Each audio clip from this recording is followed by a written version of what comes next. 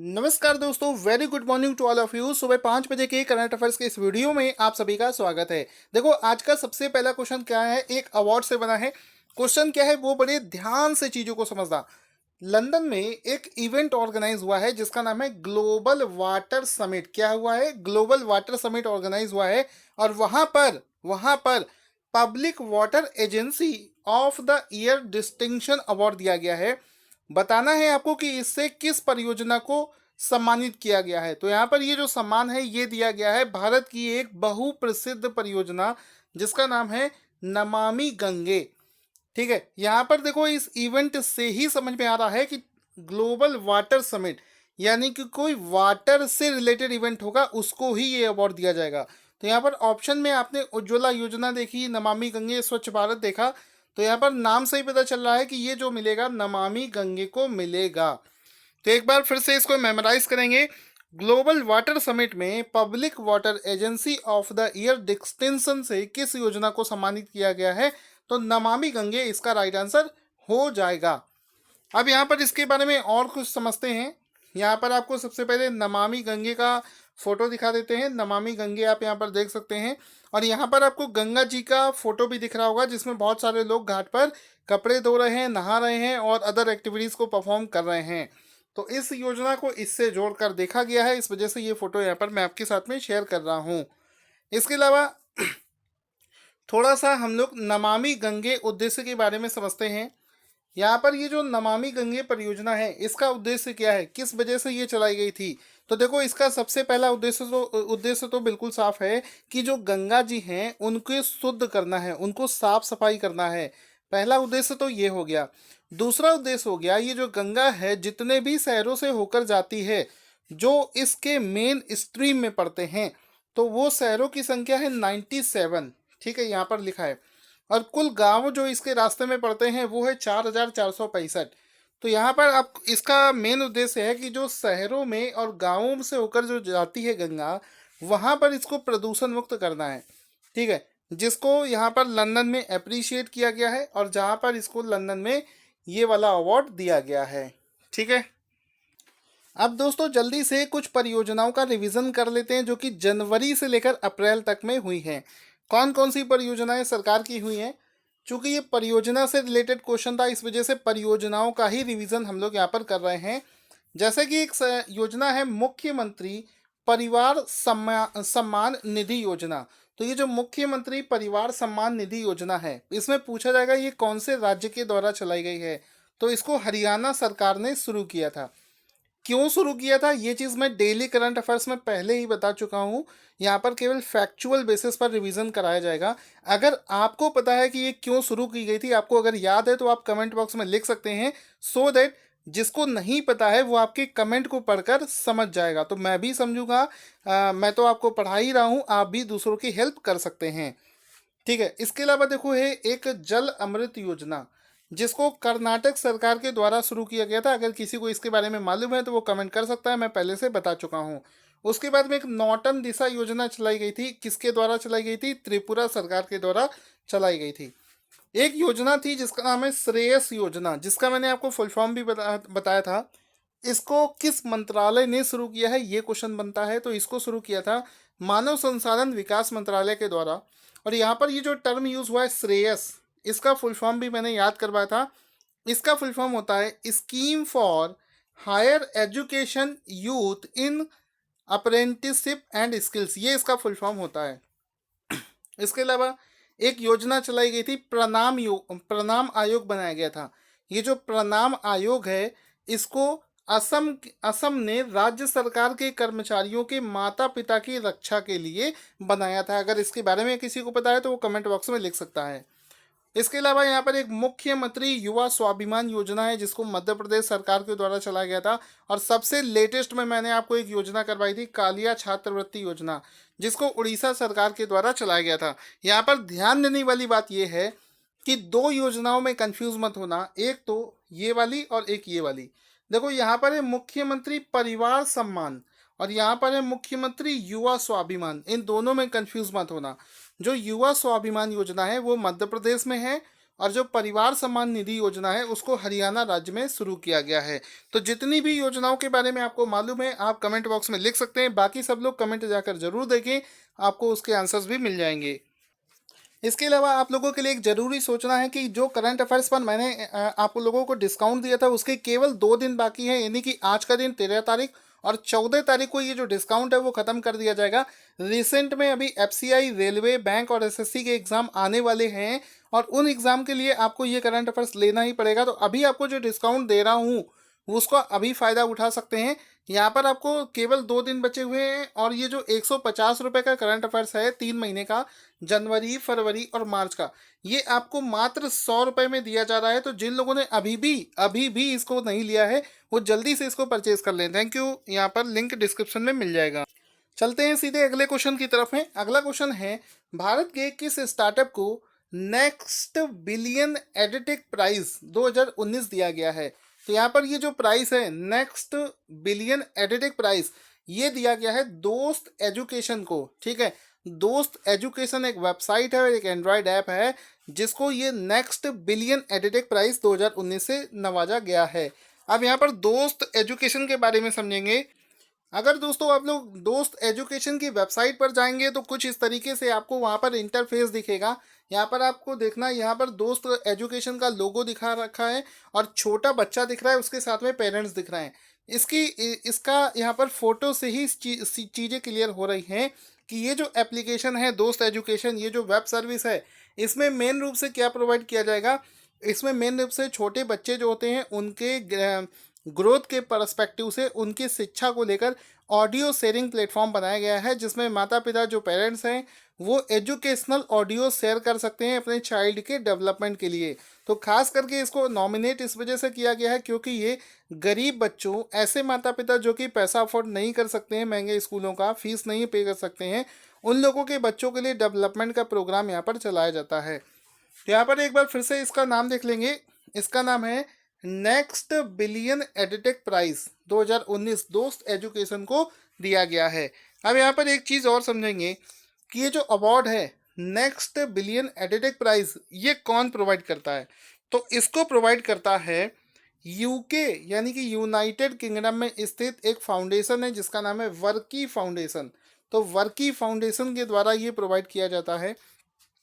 यहाँ पर आपको इसका फोटो भी दिखा दिया है। अब यहाँ पर हम लोग जल्दी से रिवीजन कर लेते हैं हाल ही में जितने भी मोबाइल एप्लीकेशन लॉन्च किए गए हैं करंट अफेयर्स के पॉइंट ऑफ व्यू से कौन कौन से इंपॉर्टेंट हैं।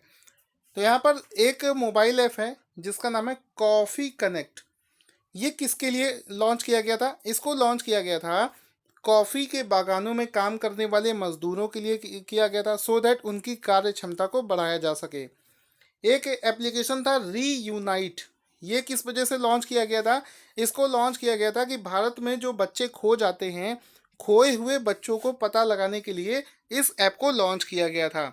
उसके बाद में एक था अटसन मोबाइल ऐप। ये जो अटसन मोबाइल ऐप है इसको CRIS क्रिस के द्वारा लॉन्च किया गया था कि जिसमें कि आप कैशलेस टिकट को परचेज कर सकते हैं। क्रिस का फुल फॉर्म क्या होता है? रेल सूचना प्रणाली केंद्र। उसके बाद में एक रेल मंत्रालय के द्वारा एक ऐप जारी किया गया था जिसका नाम था रेल मदद। ठीक है, तो इतना सारा आपको रिवीजन करना होगा। आगे चलते हैं।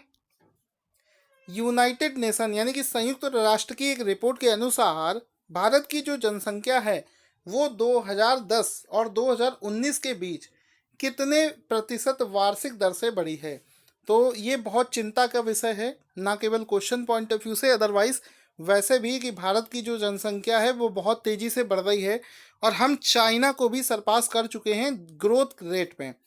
यहाँ पर भारत की जो जनसंख्या है वो 2010 और 19 के बीच में 1.2% के एवरेज से ग्रोथ कर रही है, यानी कि बहुत तेज़ी से आगे बढ़ रही है। चाइना के कंपैरिजन में हम लोग डबल स्पीड से आगे बढ़ रहे हैं। चाइना की जनसंख्या हमसे ज़्यादा है लेकिन ग्रोथ रेट उनका थोड़ा सा कम है। इस समय जो चाइना का इसी पीरियड में जो ग्रोथ रेट है वो 0.5% है और 0.5 का डबल करोगे तो 1 होता है, लेकिन हम लोग 1.2% की एवरेज वार्षिक ग्रोथ से ग्रो हो रहे हैं। आगे चलते हैं। स्टार्टअप प्लेटफॉर्म को बढ़ावा देने के लिए बॉम्बे स्टॉक एक्सचेंज ने किस बैंक के साथ मिलकर एक एमओयू पर हस्ताक्षर किए हैं? तो जो बॉम्बे स्टॉक एक्सचेंज है, जो कि एशिया का सबसे पुराना स्टॉक एक्सचेंज है, उसने एचडीएफसी बैंक के साथ में मिलकर जितने भी स्टार्टअप वाले बिजनेस होते हैं उनको बढ़ावा देने के लिए एक समझौता ज्ञापन पर हस्ताक्षर किए हैं। अच्छा, ये दोनों मिलकर कैसे उनको हेल्प करेंगे? हेल्प इस तरीके से करेंगे कि जो बैंक है वो जितने भी स्टार्टअप होंगे उनको सस्ते रेट पर पैसा उपलब्ध कराएंगे, उनको ऋण देंगे, लोन प्रोवाइड कराएंगे, सो दैट वो ग्रो कर सके। और ये जो बीएसई है, ये जो इंडेक्स है, ये उन जितने भी स्टार्टअप हैं उन लोगों को पैसा जुटाने के लिए उनका शेयर लॉन्च करने में उनकी हेल्प करेंगे और उनको एक अच्छा पूल प्रोवाइड करेंगे।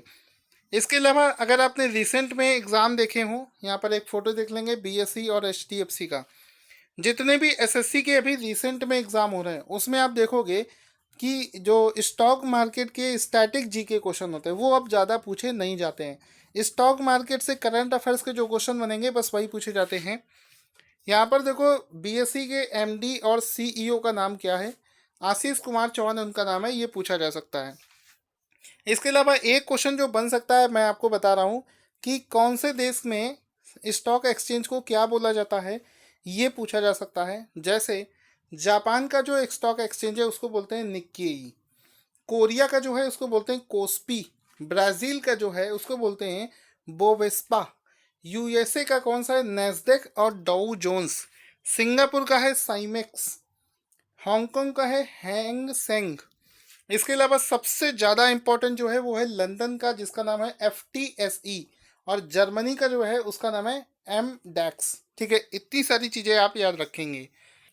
अगला क्वेश्चन है, हाल ही में किस देश में महिलाओं के लिए पहला सर्फिंग क्लब, जिसका नाम होता है अरुगम बे गर्ल सर्फिंग क्लब, खुल गया है? तो यहाँ पर ये जो महिलाओं के लिए पहला क्लब खुला गया है, ऐसा हुआ है श्रीलंका में। वैसे नाम से लग रहा होगा सऊदी अरब इसका आंसर होगा, लेकिन सऊदी अरब नहीं होगा, श्रीलंका इसका राइट आंसर हो जाएगा। आगे चलते हैं। हाल ही में कौन आईपीएल यानी कि इंडियन प्रीमियर लीग में एक पारी में सबसे ज़्यादा डॉट बॉल फेंकने वाले गेंदबाज बन गए हैं? यानी कि इसका राइट आंसर हो जाएगा दीपक चाहर। दीपक चाहर आईपीएल में पहले ऐसे खिलाड़ी बने हैं जिन्होंने सबसे ज़्यादा डॉट बॉल फेंकी हैं। तो मन में एक सवाल आता है कि सर कितनी डॉट बॉल फेंक दी हैं, तो उसको भी जानेंगे। सबसे पहले दीपक का आप फोटो देख सकते हैं यहाँ पर। अब बताता हूँ मैं आपको, दीपक जो हैं वो किस टीम से बिलोंग करते हैं, ये भी क्वेश्चन बन सकता है। तो वो चेन्नई सुपर किंग से बिलोंग करते हैं। यहाँ पर इन्होंने 4 ओवर में 20 रन देकर 3 विकेट हासिल किए हैं और 20 डॉट बॉल्स इन्होंने फेंकी हैं। तो ये आईपीएल के इतिहास में अब तक की सबसे ज़्यादा डॉट बॉल्स हो गई हैं। आगे चलते हैं। अगला क्वेश्चन है कि विकी लीक्स के को फाउंडर यानी कि सह संस्थापक जूलियन असांजे को हाल ही में किस देश में हिरासत में ले लिया गया है?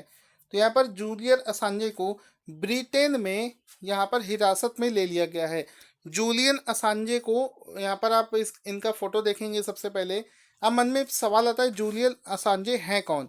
तो यहाँ पर देखो, इसका राइट आंसर ये हो जाएगा कि ब्रिटेन में इनको हिरासत में लिया गया है। अब इनकी पूरी हिस्ट्री समझते हैं। जूलियन असांजे जो हैं वो एक वेबसाइट है wikileaks.org, उसके संस्थापक हैं।